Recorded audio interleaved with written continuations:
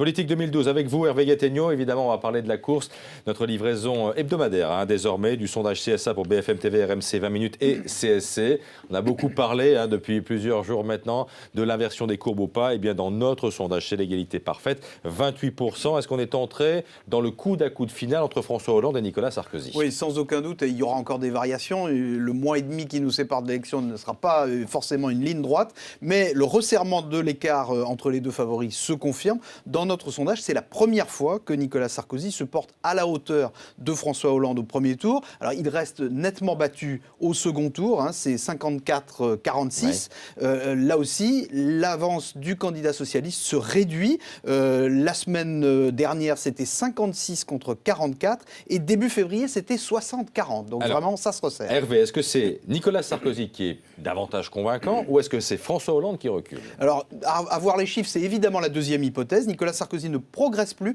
Il a gagné du terrain régulièrement, mais très lentement depuis la fin janvier. Paradoxalement, sa progression s'interrompt au moment où il devait marquer les esprits avec son grand meeting de Villepinte. Bon, en fait, l'annonce principale du discours, c'est-à-dire la révision des accords de Schengen qu'il réclame, elle divise l'opinion en deux parties égales, ce qui veut quand même dire qu'elle est très appréciée à droite dans son électorat. Le vrai effet Villepinte, ça c'est très important, c'est que les reports de voix des électeurs de Marine Le Pen en faveur de Nicolas Sarkozy s'améliorent d'une façon spectaculaire. On est passé de 38% à 44%. Et les reports de voix des électeurs de François Bayrou vers Nicolas Sarkozy progressent énormément, de 32% à 46%. Donc là, c'est probablement le contre-effet des mesures fiscales annoncées par François Hollande. Hervé, est-ce que ce sont des chiffres qui peuvent inquiéter François Hollande?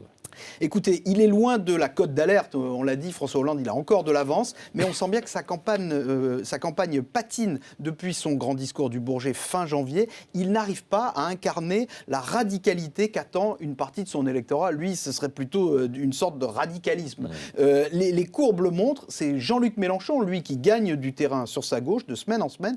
D'où l'invocation du vote utile qui va devenir un argument de campagne important pour François Hollande. Hier soir à Marseille, on l'a même entendu invoquer le 21 avril, le risque du 21 avril. C'est un argument extrêmement fort, ça qui n'avait jamais été employé. D'abord, est-ce que ce risque existe, Hervé? Non, ce risque n'existe pas réellement. Encore une fois, il a trop d'avance. Marine Le Pen paraît trop loin pour espérer être au deuxième tour. Simplement, l'invocation du 21 avril, ça montre qu'il y a une inquiétude. Le risque, c'est plutôt celui d'une démobilisation qui s'installerait dans l'électorat de gauche, à la fois à cause du manque d'allant du candidat socialiste et parce que peut-être, chez certains électeurs de gauche, l'élection pourrait sembler déjà gagnée. Vous savez, François Hollande a résumé son projet dans un petit livre qu'il a appelé « Changer de destin ». On a l'impression qu'en ce moment, il devrait surtout changer de braquet. C'était Hervé Gattegno.